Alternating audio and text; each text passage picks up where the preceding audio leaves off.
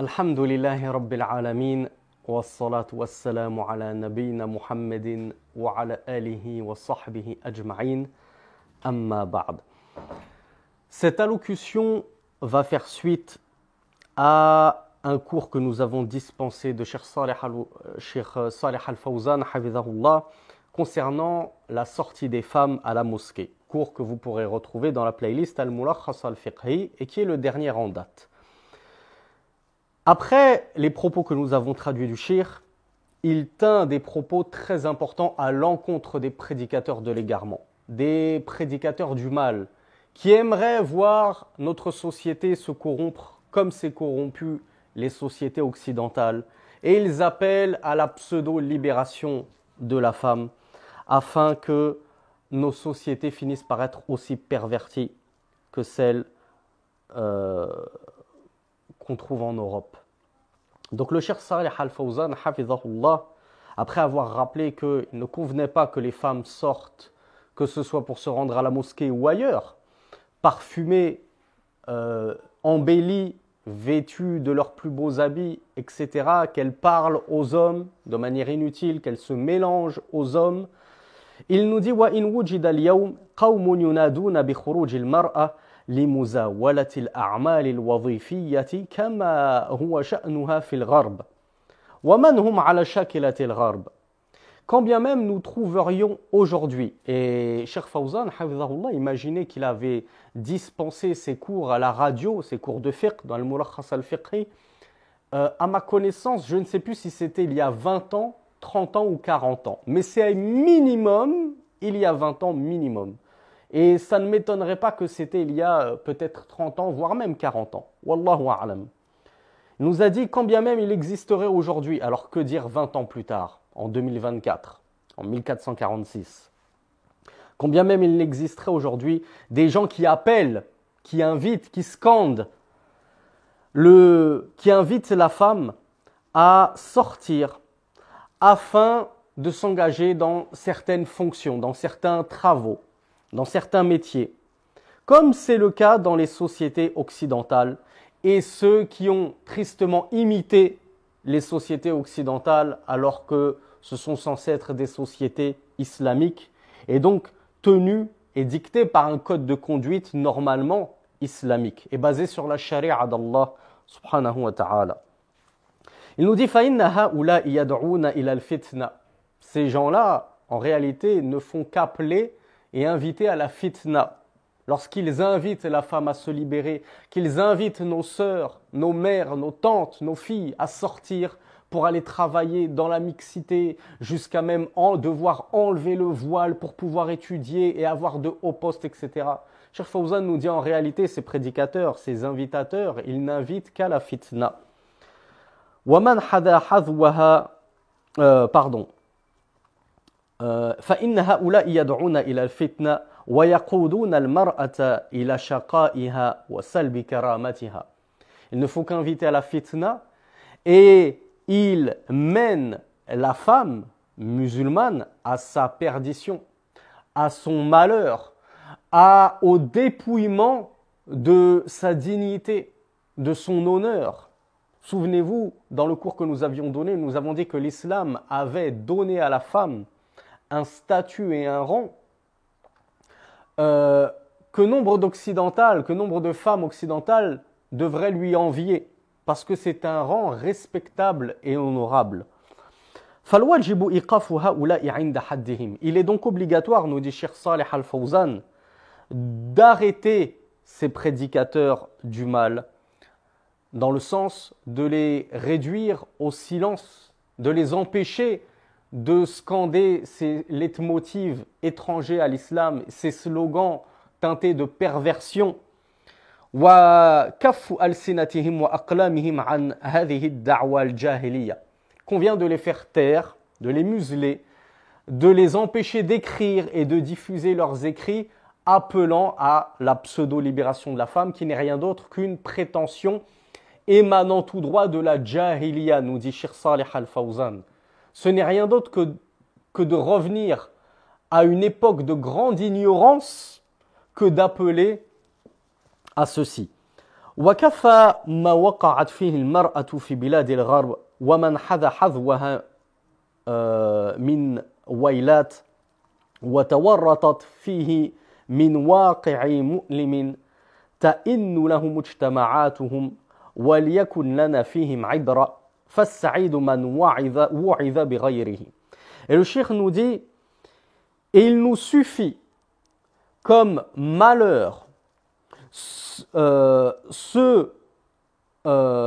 il suffit de constater comme malheur ce qu'a engendré la sortie des femmes, la libération des femmes, le mélange des femmes avec les hommes au travail, dans les universités, etc.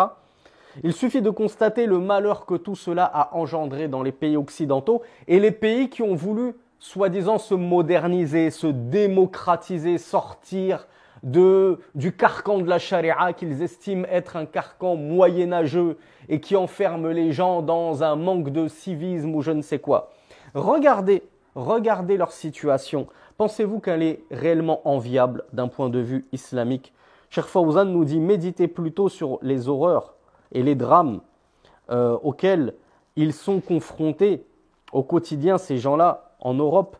Regardez les événements dans lesquels ils s'empêtrent et ils s'embourbent. Regardez le nombre de viols de femmes en Occident. Comparez-les avec le nombre rapporté de viols dans les pays les plus islamiques, où la femme se mélange le moins, où la femme s'habille le plus pudiquement, etc. Comparez le nombre de viols, le nombre de plaintes, le nombre d'agressions, le nombre d'harcèlements, et ainsi de suite. Regardez leur situation véritablement, est-ce qu'elle est enviable? Cheikh Fawzan nous dit, il convient qu'on médite sur leur situation déplorable, et certes le bienheureux est celui qui va tirer des leçons des échecs de ces sociétés occidentales.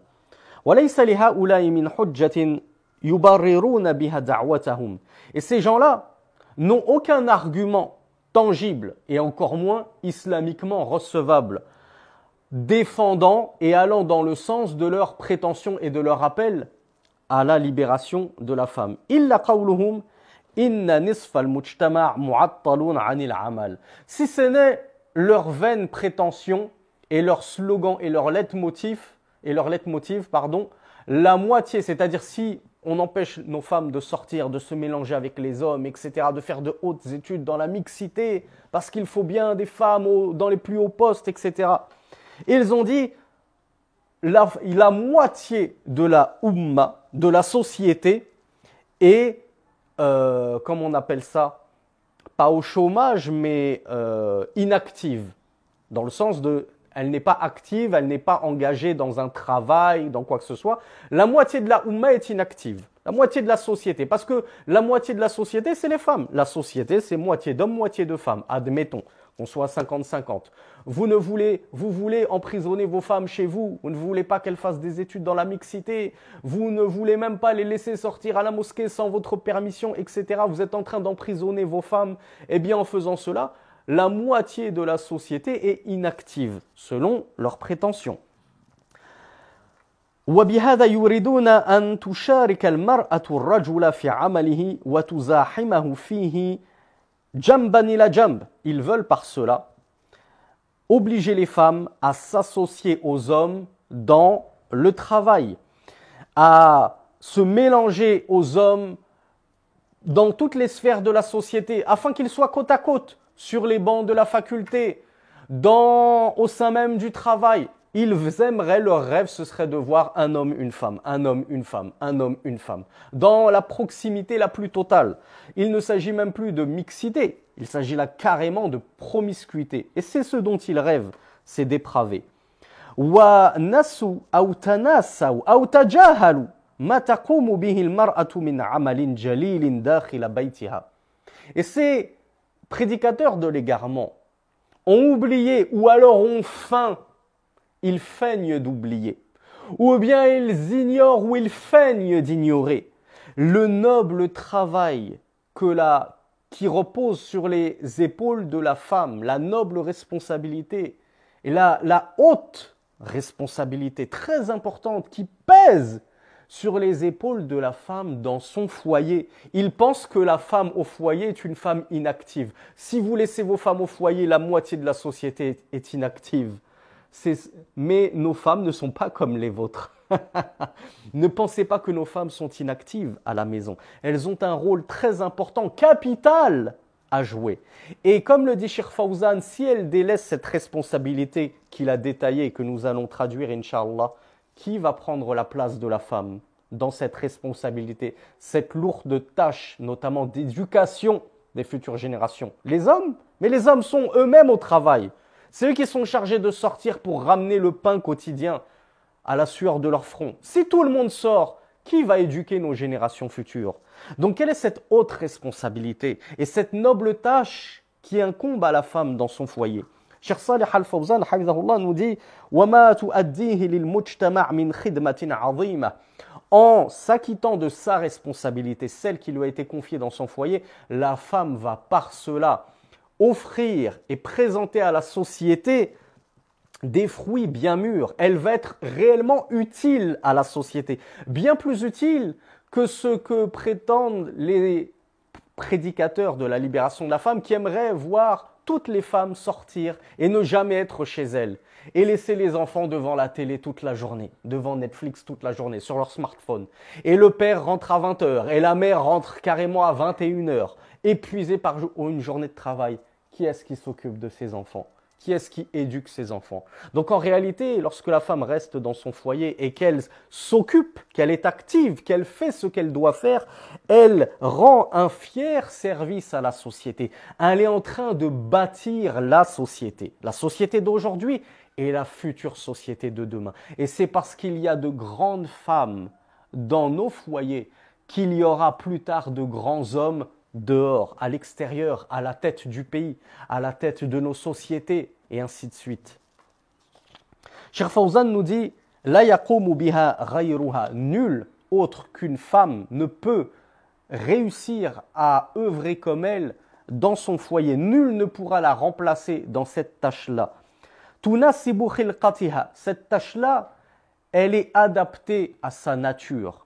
Elle est adaptée à ce pourquoi Allah et comment Allah l'a créé, la femme. Allah Azza wa Jal n'a pas créé la femme avec une force d'homme afin qu'elle travaille dans les chantiers et qu'elle porte de lourds sacs de ciment pour construire physiquement la société, construire des immeubles, etc.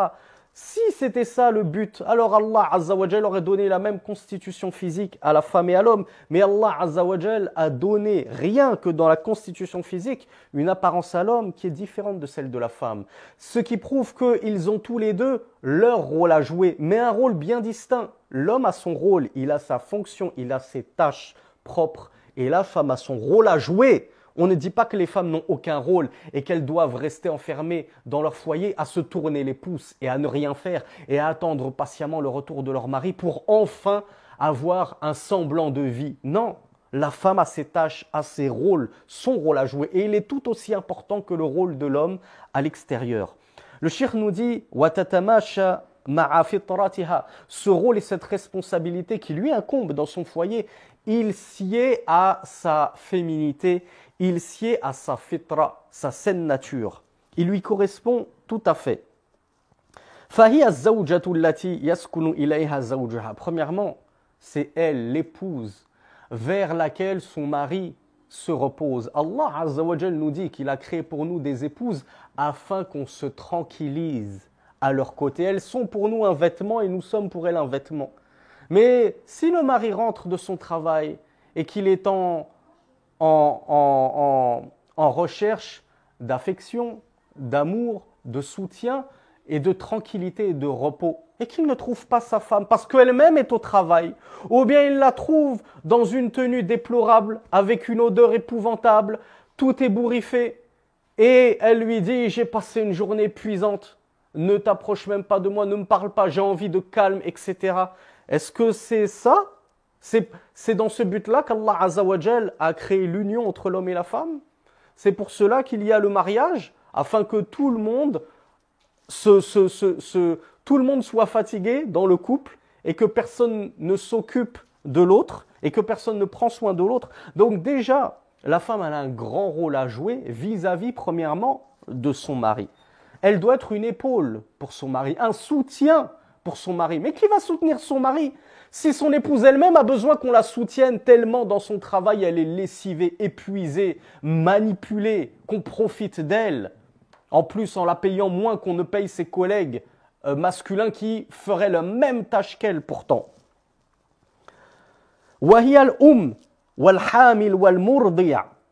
Et la femme n'est pas qu'une épouse, c'est aussi, Inch'Allah, et on l'espère pour toutes nos sœurs, une mère.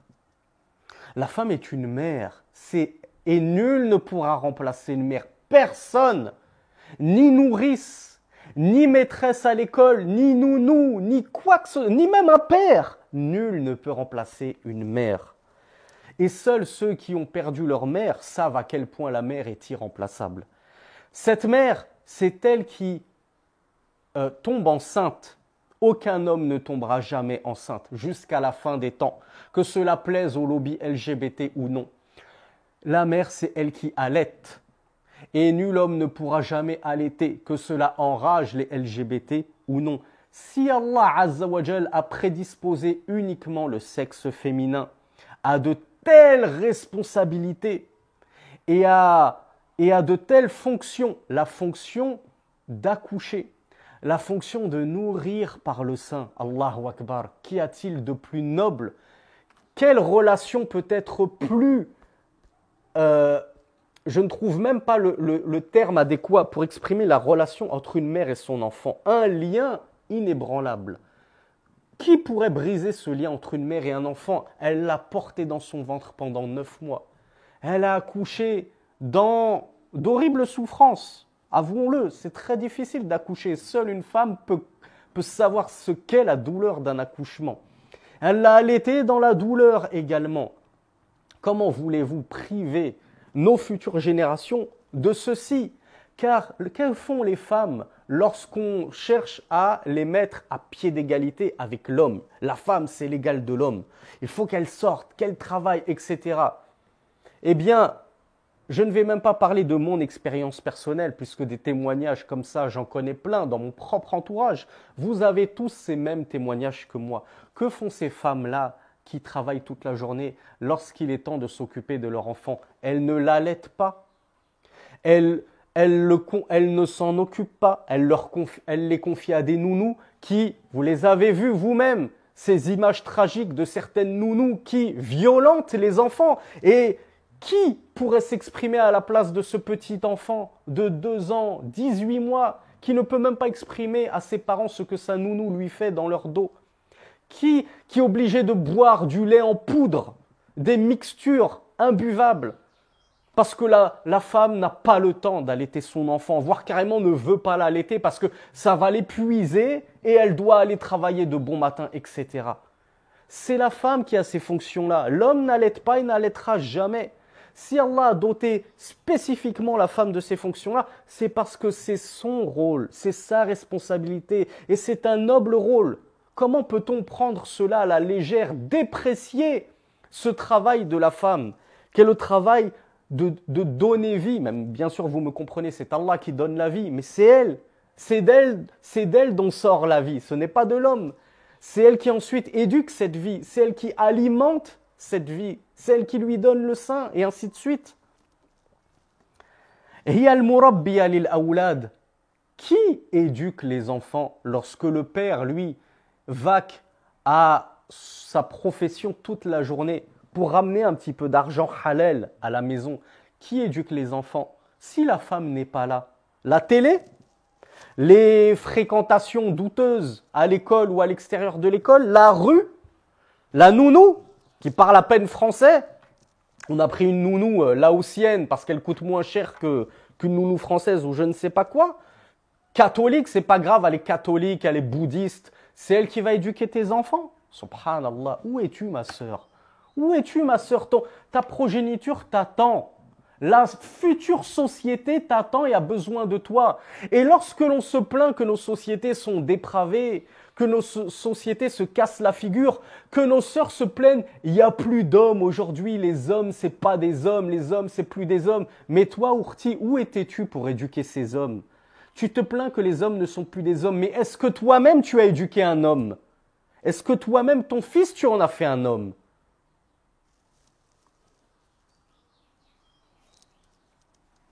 هي القائمة بعمل البيت. La femme est celle qui s'occupe de son foyer également. Le mari doit travailler, il en a l'obligation. C'est lui qui doit nourrir sa femme et ses enfants. Il n'y a aucune obligation qui pèse sur les épaules de la moindre femme de nourrir ses enfants, de travailler pour cela à partir du moment où ses enfants ont un tuteur. C'est au tuteur de se fatiguer pour nourrir, mettre du pain dans la bouche de ses enfants. Donc là, si le tuteur est absent toute la journée pour s'acquitter de sa mission et de la tâche qui lui incombe, qui s'occupe du foyer? Vous pensez qu'une maison se range toute seule, se nettoie toute seule, et ainsi de suite?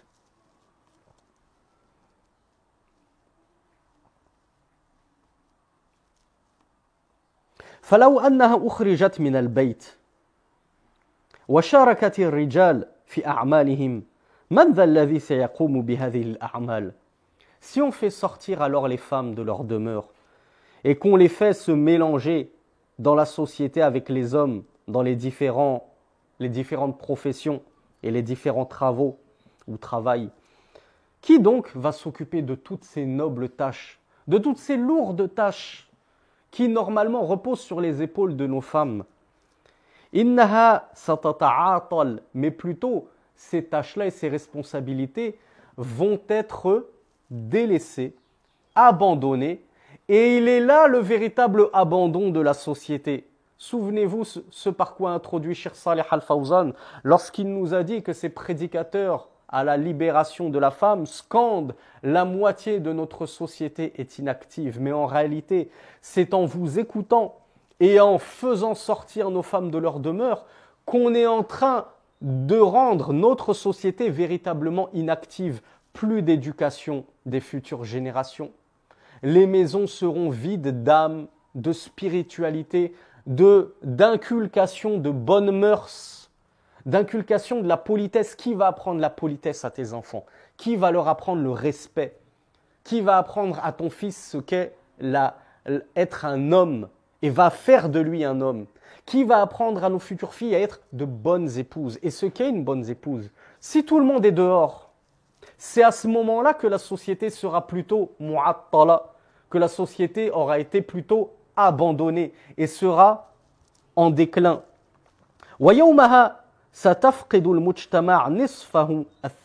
C'est ce jour-là que la société réellement aura perdu sa moitié. Lorsqu'on aura fait sortir nos femmes de leur demeure et qu'on les aura mélangées aux hommes, c'est à ce moment-là qu'en réalité on aura perdu nos femmes pour toujours. Et qu'il sera très difficile de les récupérer, de récupérer cette deuxième composante essentielle de la société. Nos femmes sont essentielles, mais dans leur rôle, chacun a son rôle à jouer. Il n'y a pas de sous-rôle. فَمَاذَا يُغْنِيهِ النِّصْفُ الْبَاقِي? Quand on aura perdu nos femmes, la moitié de la société, à quoi serviront les hommes? À quoi servira un homme sans femme, femme? Lorsque toutes nos femmes seront devenues des homas, à quoi serviront les hommes? On va échanger les rôles, on va inviter ces messieurs à rester eux à la maison, à s'occuper de la maison, à être disponibles pour lorsque leur femme rentrera épuisée du travail, à lui faire à manger, lui faire son petit massage, lui préparer ses petits vêtements pour le lendemain, éduquer les enfants, aller les chercher à l'école, leur faire leur petit goûter. C'est ça. Donc en réalité, appeler à la libération de la femme, ce n'est pas véritablement leur dessein. Eux, ils veulent appeler à l'inversion des rôles. Ils veulent travestir les hommes et les femmes. Ils rêveraient de voir des hommes devenir des femmes et ils rêveraient de voir nos femmes devenir des hommes. Et c'est ce qui s'est passé. Non seulement cela s'est passé de manière métaphorique, mais jusque sur le plan physique et anatomique. Ils ont transformé les hommes en femmes par le biais d'opérations chirurgicales et d'injections. Et ils ont transformé leurs femmes en hommes, toujours par le biais de la chirurgie esthétique et d'autres immondices. سَيَخْتَلُّ بُنْيَانُهُ وَتَتَدَاعَ أَرْكَانُهُ. Le jour où cela arrivera, que toutes nos femmes imiteront les européennes, les occidentales et voudront leur ressembler. Ouais, nous aussi, on n'a plus envie de rester à la maison, on n'a plus envie de s'occuper de nos maris, de nos enfants, on n'est pas bonne qu'à ça, on a tellement plus à offrir, on est tellement capable de plus, etc. Tous ces slogans que nos femmes n'ont pris que via la télé occidentale, les émissions occidentales où on leur fait oublier leur religion, on leur fait oublier quel est le rôle de la femme en islam et non pas chez les kuffars, chez les mécréants. Eh bien ce jour-là, notre édifice, oui, s'écroulera. Il est en train de s'écrouler. Ses piliers sont branlants et sont en train de chanceler. Et peu s'en faut que le toit, la fondation de l'islam ne s'écroule sur nos têtes. Parce que nous laissons nos femmes et nous avons des hommes qui écoutent ces vaines invitations des occidentalistes, des orientalistes, qui aimeraient nous voir, nous les musulmans, marcher sur leurs traces pour finir par leur ressembler et être des copies conformes de leur perversion. Innana naqulu li haula'i ad-du'at. Nous disons à ces prédicateurs-là de la pseudo-réforme des sociétés, thubu ila rushdikum. Mais revenez donc à la raison, nous dit Cheikh Salih Al-Fawzan. Wa la takunu mimman baddalu ni'matallahi kufran wa ahallu قومهم دار البوار وكونوا دعاة بناء ولا تكونوا دعاة هدم. Ne remplacez pas les bienfaits, les faveurs d'Allah sur vous par de l'ingratitude, voire de la mécréance. Et ne faites pas plonger votre peuple, nous les musulmans, nous qui malheureusement confions nos oreilles à n'importe quel prédicateur du style être le plus grand des égareurs. Ne faites pas tomber votre peuple dans la terre de perdition. Et quelle terre de perdition si ce n'est les terres occidentales dans lesquelles les bonnes mœurs sont raillées, moquées, déconsidérées et que la perversion est exultée, encensée. Et ce n'est pas pour rien que Cheikh Al-Albani, rahimahullah, qui, je vous le rappelle, est mort il y a plus de 20 ans, nous disait, donc il y a plus de 20 ans, Faransa Ummul Fasad. La France, c'est la mère de la perversion. C'est la mère de la turpitude. C'est donc aux Françaises infidèles que vous voulez ressembler, mes sœurs, mes frères. Est-ce donc aux femmes occidentales que vous tenez tant à ce que vos sœurs, vos mères, vos tantes, vos filles et vos épouses finissent par ressembler? Revenez à la raison. Revenez à la raison, vous dit Cheikh Fawzan. Et vous, prédicateurs qui invitez à cela, soyez des prédicateurs qui construisent réellement la société sur les fondements de l'islam. Et ne soyez pas des prédicateurs qui appellent au contraire à la destruction de la société, en détruisant les préceptes de l'islam pour faire sortir nos femmes de leur pudeur, de leur candeur, de leur innocence et de leurs bonnes mœurs islamiques pour finir par adopter les mœurs des dépravés et des occidentaux. Ayatuha al-mar'atu al-muslima, tamassaki bi ta'alim diniki. Cheikh Salih Al-Fawzan conclut, hafizahullah, et il s'adresse à toi, ma sœur. Il te dit, ô toi, femme musulmane, accroche-toi aux enseignements de ta religion.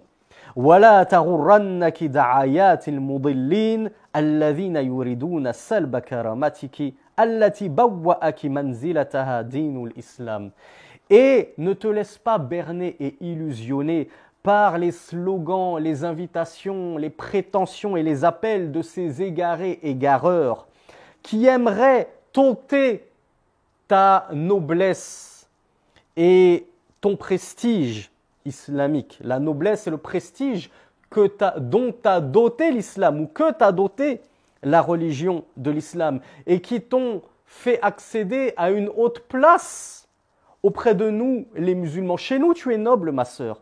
Chez nous, tu vaux beaucoup moins qu'être une femme de ménage exploitée par des infidèles qui doit se lever à 5 heures du matin pour aller nettoyer les chiottes de koufars impurs. Tout ça pour revenir chez toi à la maison en ayant été payé 6 euros de l'heure. Et encore, quand on te déclare et que tu as des droits, que tu as accès à la sécurité sociale et ainsi de suite, tu vaux tellement mieux que ça. Qu'as-tu à te rabaisser, ma sœur? Qu'as-tu à vendre une partie de ta religion pour satisfaire des gens qui en réalité ne t'agréeront jamais tant que tu chercheras à demeurer stable et ferme sur ta religion? Et Cheikh Fawzan, hafizahullah, conclut par ce verset وَمَنْ يَبْتَغِ غَيْرَ الْإِسْلَامِ دِينًا فَلَنْ يُقْبَلَ مِنْهُ وَهُوَ فِي الْآخِرَةِ مِنَ الْخَاسِرِينَ. Le verset 85 de la sourate Al-Imran, la famille de Imran, la 3e sourate du Coran, Allah nous dit: quiconque cherche autre que l'islam comme religion, cela ne sera pas accepté de lui, et il sera dans l'au-delà du nombre des perdants. Alors, barakallahu fik, ne troque pas ta religion pour l'égarement de ces insensés et de ces ignorants. Waffaqana Allahu jami'an lima fihi al-khayr was-salah fi ad-dunya wal-akhirah. Was-salatu was-salamu ala nabina Muhammad. Subhanaka Allahumma wa bihamdik. Ashhadu an la ilaha illa Allah. Astaghfirullah wa atubu ilayh. Wallahu akbar. Wa akhiru da'wana. أن الحمد لله رب العالمين